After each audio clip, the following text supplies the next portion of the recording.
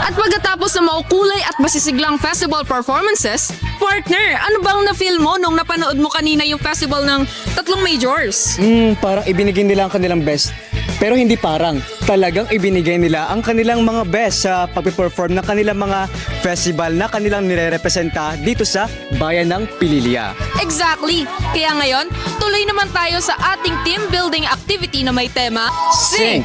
Strengthening you, nurturing collaboration!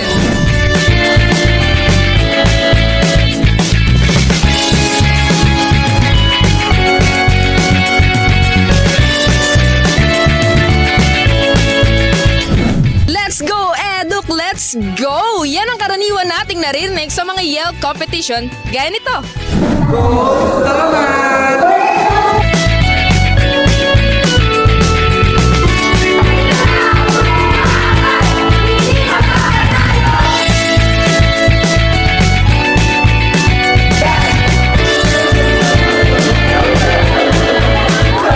So, ano po yung na-experience nyo po ngayong first day po natin ng COE Week?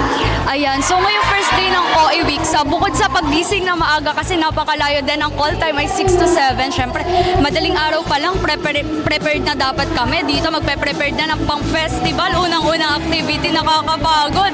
Tapos ngayon, ito, meron tayong team building. So, bukod sa nakakapagod siya, nakaka-excite kasi madami akong activities na abangan at talagang maaano yung full potential namin sa bawat activity na ilalabas. Ano po yung na-feel nyo na kanina po dancer kayo, di ba? And ngayon naman po, team building. Ano po yung na-feel nyo? For me, sobrang halo-halo po ng emosyon yan yung nafe-feel ko right now since from kanina po, as a dancer, sobrang nakakapagod po.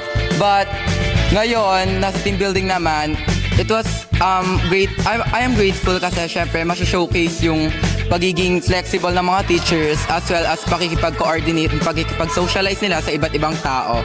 And yung kanina sa pagsasayaw, sobrang grateful din ako because syempre na-showcase yung pagiging danceries pala ng mga educators.